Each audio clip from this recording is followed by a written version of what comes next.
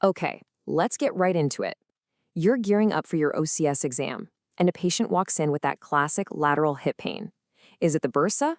Is it tendinopathy? Or is it something way more serious? Nailing this diagnosis is absolutely critical, not just for your boards, but for your patient. So in this deep dive, we're going to break down the complex world of hip pathology and give you that clinical edge you need. Let's do this. You know the patient I'm talking about. They come in, they've already diagnosed themselves with bursitis thanks to a quick internet search. But you and I, as specialists, we know the differential diagnosis for lateral hip pain is huge, and getting it wrong can lead to months of failed therapy. Our goal today is to give you the framework to confidently solve this clinical puzzle every single time. So here's our game plan. We're going to kick things off with a classic case of lateral hip pain to really sharpen your diagnostic skills. Then we'll dig deep into gluteal tendinopathy and cover a huge red flag you absolutely cannot afford to miss. After that, we'll tackle the tricky world of hamstring rehab, and we'll wrap up with a quick clinical challenge to test your knowledge and my top 5 high-yield takeaways for your practice and the exam. All right, let's jump straight into our first case study. This is where we put on our detective hats and start following the clues. So our patient is a 60-year-old female. That demographic alone should get your gears turning about degenerative type conditions. Now, look at her aggravating factors. Her pain gets worse with compressive forces, like sleeping on her side, and also with tensile forces, like what happens during hiking. That combination of compression and tension, that is a textbook clue for gluteal tendinopathy. Now, when we look at the objective findings, a really clear picture starts to form. That excessive valgus during single-leg stance, that's not just weakness. That's a failure of neuromuscular control, which puts a ton of stress right on those gluteal tendons. You combine that with a positive gluteal derotation test and the fact that our intra-articular tests were negative, well, we're really starting to zero in on a diagnosis. Okay, you've got the history, you've got the exam findings, all the pieces are on the board. Take a second, commit to an answer in your head. What's the single most likely diagnosis that ties all this together? If you landed on gluteal tendinopathy, you are absolutely right. The key here isn't just one finding, it's the power of the clinical cluster. When you put all these specific findings together, it gives us a really high degree of confidence and lets us pretty much rule out the other common culprits. So, we've nailed the diagnosis, but let's not stop there. A true expert doesn't just know the what, they understand the why, the pathomechanics behind it all, and they know how to screen for other things, like sacroiliac joint issues that can really throw a wrench in the works. Listen, it's time to officially retire the term trochanteric bursitis. The evidence is overwhelming. What we're actually dealing with in most of these cases is a gluteal tendinopathy. The pain is coming from a mix of compression and overload on the tendons themselves, not just some inflamed bursa. And that shift in thinking completely changes how we should treat it. Now, great clinicians never get tunnel vision. That buttock pain our patient mentioned could be coming from somewhere else. So if you wanted to quickly and effectively screen for SIJ involvement, which one of these tests is your go-to? The thigh thrust test is your best bet, hands down. It's a core part of the SIJ provocation cluster, and it's got good sensitivity, which is what you want for a screen. And this is a great point. You can't just know how to do a test, you have to know its diagnostic properties. Remember, FAD year is for FAI, prone instability is for the lumbar spine, and log roll is a general screen for problems inside the hip joint. You have to be precise. Okay, let's talk treatment. We saw that excessive hip valgus during the single leg stance. So when we prescribe an exercise like a single leg squat, what are we really trying to fix? What's our main target? You know, the real magic of the single leg squat here isn't just about building raw strength. It's about retraining the brain and the muscles to work together. It's about neuromuscular control. By fixing that dynamic valgus, we are directly attacking the root cause of the problem, that excessive compression and tension on the gluteal tendons.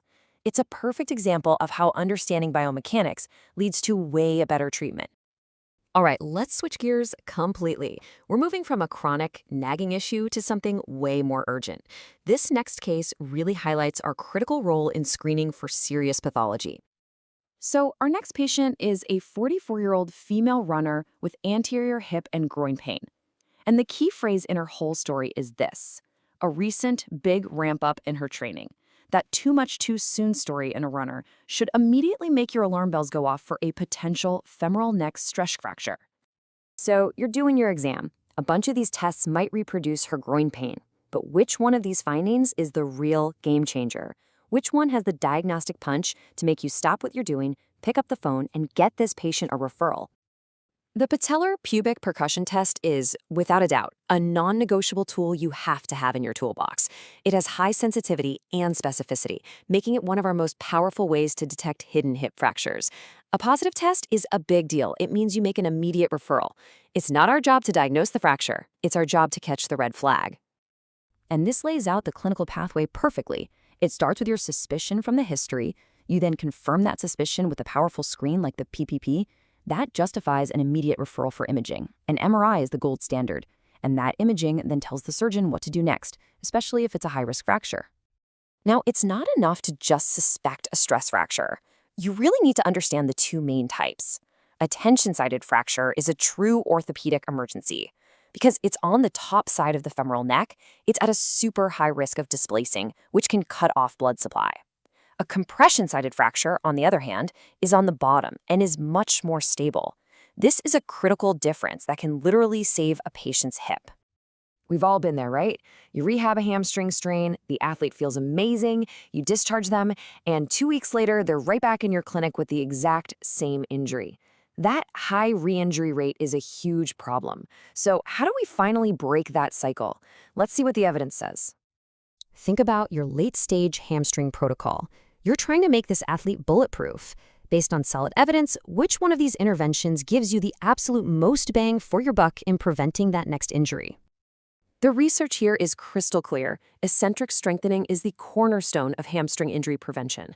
Things like Nordics and Romanian deadlifts actually change the architecture of the muscle, making it longer and more resilient. And it's worth saying again, static stretching, which we all used to do, has been shown to have pretty much zero effect on preventing these injuries. Okay, your athlete feels good. Their strength is back to normal. But how do you know they're actually ready for the demands of their sport? Which one of these tests has been specifically shown to predict a successful return to play without another injury? The H-test is a fantastic tool for this. It involves slowly and passively stretching the hamstring, but the key isn't just about the range of motion. It's about the patient's reaction. You're looking for apprehension.